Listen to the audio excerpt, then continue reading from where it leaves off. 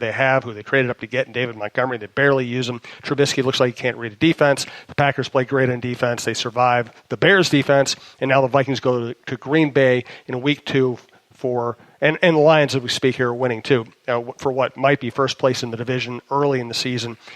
Again, long way to go here, but I'm already fascinated by all the possibilities. Yeah, I think, Mike Zimmer said on Friday that, when he was asked if he watched the Packers and Bears on Thursday night, he was asked, or he said something like, I did watch it, and I wish they both would have lost. In some ways, watching that game, it looked like they both lost. Yes. With how raggedy they both look. I mean, both defenses looked good, but the offenses looked really raggedy.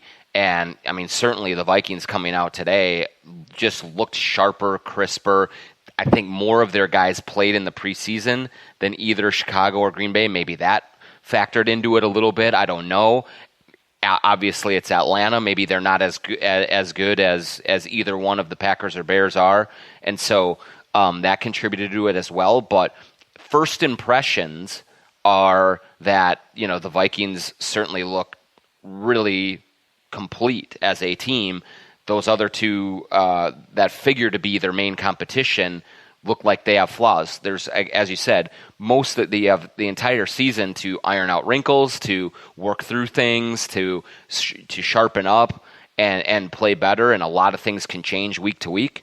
But you walk, I think, as a Vikings fan walking out into the cloudy afternoon that it was here, you got to just feel like this is a team that is absolutely on the level of anyone else when, let's face it, at the end of last year, they looked to be quite a bit of ways. And when Chicago came in here and just drubbed them, it really looked like, holy cow. I mean, they are light years behind where the Bears are. And maybe that will eventually play out as this season goes along. But right now, it looks like you have a veteran defense that was hungry and maybe was just a little lackadaisical in the preseason just because it's the preseason. And you have an efficient offense. And that's a good combination in this division against these other teams that you're going to play. They draft Irv Smith pretty high, and he played a lot of snaps today. Was really not a statistical force on the offense, but I think we saw what the Kubiak influence is. Use a lot of tight ends, use a fullback a lot, make it difficult for the defense to discern what you're going to do. Leave yourself the option of running or passing out of any formation. So even though Irv Smith didn't have a big game statistically, I think they got out of that position what they wanted, which is the Falcons really couldn't overplay the run or the pass. Yeah, I think that's the ideal situation for them. I mean, I think what you saw last year with Cousins, even though he had a great statistical year, without Dalvin Cook there, I think that opponents just knew that the Vikings couldn't hurt them in the running game. So they didn't have to really worry about it. Even if Latavius Murray got loose for a little, I mean, he could pick up some chunks, but he was never going to take it 65 yards to the house. Dalvin Cook can do that.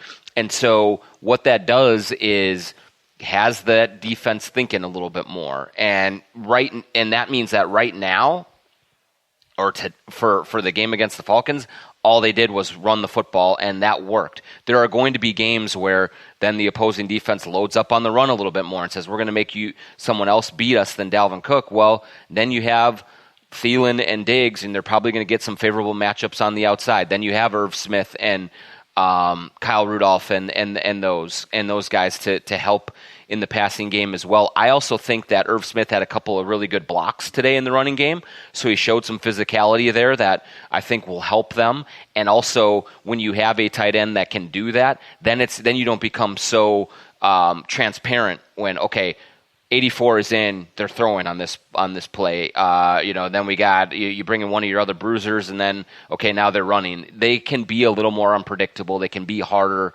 to diagnose, and that should only help as the season goes along for Kirk Cousins and the offensive line to have a little bit more time to work, because Cousins he was under duress a little bit today, but I mean, in the end, they jumped out on him so early that they were in such an advantageous position that they didn't have to worry about it.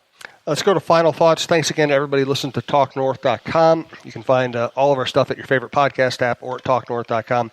Also, if you're interested in the Vikings, check out Jeff Diamond's Vikings and NFL Insider, former Vikings general manager who is on the network providing kind of insider expertise and great old-time storytelling. So let's go to final thoughts. My final thought is that, and I'm blank. I have no final thought. So I'm going to let you have the final thought. Well, that's great. No, actually, my final thought was going to be about the fact that I liked it when these teams started doing end zone celebrations that were team-oriented, when they did the duck, duck, gray duck, and all that stuff. It was fun. I think now that I've seen Kirk Cousins do whatever he was doing today, I'm done with it. I don't ever want to see another team-oriented end zone celebration. I thought that it fit Kirk Cousins' personality perfectly. That's what's wrong with it. Yeah.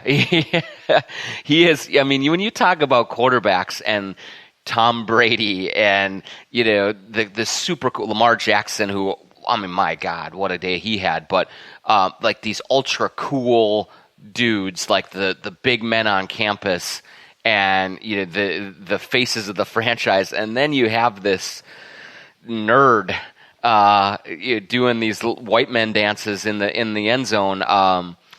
I have to get a kick out of it because it just is so antithetical to what you believe the quarterback should be. It's just funny to watch. But my final thought is that I was wondering, watching this defense in the preseason, are they just going through the motions and bored, or are they complacent? And today, the switch was flipped. I mean, they came out and they were hungry and they were nasty and they were great in coverage. They were great in pressuring the quarterback. Anthony Barr, I think, was more involved in the pass rush than we've seen him over the last year or so. And so they took on the look of a unit that wants to dominate. And I was a little bit worried about that. When you just kind of watching the preseason a little bit, just thinking, God, these guys, they don't look like they care at all. But it turns out that they really do, and it turns out that all they were doing was just waiting for the opening bell to ring, and then they started throwing haymakers. And so I thought that was a very encouraging sign, because for this team to be a division championship contender, a Super Bowl contender, this defense has to be not just good but great, and they looked great for most of today. Thanks to John. Check out TalkNorth.com for all of our shows. Russo, Cheryl Reeve, Roy Smalley, John, and John Millay now restarting the Prep Show. Thanks to our sponsors, Twill and the Dining Galleria, BiteSquad.com or the Bite Squad app, and Tony Hoaglund, your State Farm agent in Champlin. And we'll be back to talk about the Packer game next week. Won't we go down?